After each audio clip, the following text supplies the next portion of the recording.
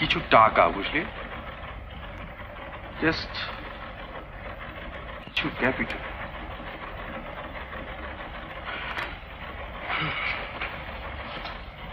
কিরে, চললি কোথায়? না রে ভাই, বস শাসিয়েছে, যদি কোনো ভালো খবর আনতে পারি তাহলে চাকরি থাকবে, আদারওয়াইজ দেখি, চেষ্টা করি। ওকে, বাই।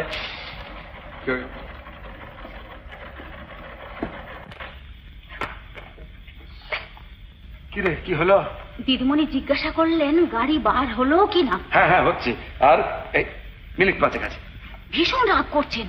হ্যাঁ, তো তুই জানা, একটু বুঝিয়ে বলকে জানা, এই 2-4 মিনিটের মধ্যে গাড়ি বেরোচ্ছে। জানিস তো, বাবু এদিকে বারণ করে গেছেন, এখন আমাদের প্রাণ যেতে বসেছে।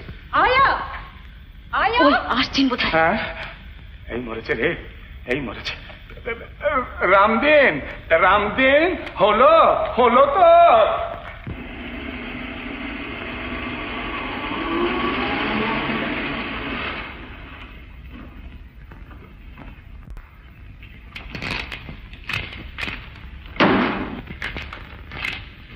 অপরাধের দল, একটা কাজ যদি গুছিয়ে ম্যানেজ করতে পারো। আবার রামদিন খারাপ করেছে তো, ইম্পসিবল লোক।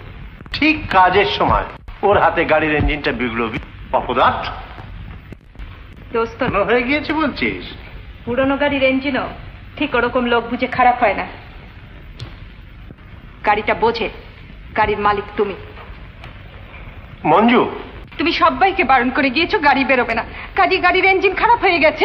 তুমি ভাবো এসব আমি কিচ্ছুই বুঝিলাম না। শোন, অসিতকে আমি চায়ের নিমন্ত্রণ করেছি, তুই যদি বাড়িতে না থাকিস। অসিত, দেখো, শুধু শুধু রাগ করলে চলে? অসিতের মতো ভালো ছেলে আমি খুব কম দেখেছি, আর তার উপর প্রেস সংক্রান্ত কাজে সে বিলেত থেকে এক্সপার্ট হয়ে ফিরে এসেছে। কেন অসিতকে তোমার অফিসে চাকরি দিয়ে দাও? আরে চাকরি করার মতো দুরবস্থা তার নয়, আর তাছাড়া সামান্য একটা ট্রেডমিল মেশিন থেকে আমি এত বড় একটা অর্গানাইজেশন গড়ে তুলেছি, কার হাতে দিয়ে যাব বল? বড় লোকের অপদার্থ ছেলে তোমার এই অর্গানাইজেশনের মর্যাদা বুঝবে না। অসিতকে তুই চিনিস না, একেবারে হীরের টুকরো ছেলে। ভুল করছো বাবা, হীরের টুকরো নয়, পাথরের চাই। ভার আছে, আলো নেই। শোনো মঞ্জু, আমি অসিতের বাবাকে কথা দিয়েছি অসিতের সঙ্গে তোমার বিয়ে দেব। হ্যাঁ, বেশ তো। তুমি অসিতের বাবাকে জানিয়ে দাও তোমার আদুরে অশুভ মেয়ে বিয়ে করতে রাজি না। আর ছেলেবেলা থেকে কাপটিস ছোঁড়া যা অভ্যেস করেছি, পরের ঘরে গেলে নিন্দে করবে, আর তাতে তোমারই নিন্দে হবে বাবা। সে সম্বন্ধে তোমাকে ভাবতে হবে না। শোনো, অসিত 4টের সময় এখানে আসবে। আসবে না বাবা। আসবে না মানে? আমি ফোন করে দিয়েছি যে তোমার একটা বিশেষ কাজ থাকায়।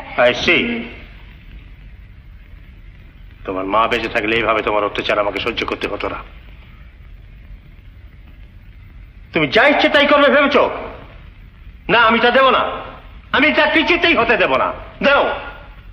শোনো, আগামী শনিবার 3-4 দিনের জন্য আমি বাইরে যাব, তুমি আমার সঙ্গে যাবে, মনে থাকে জানো।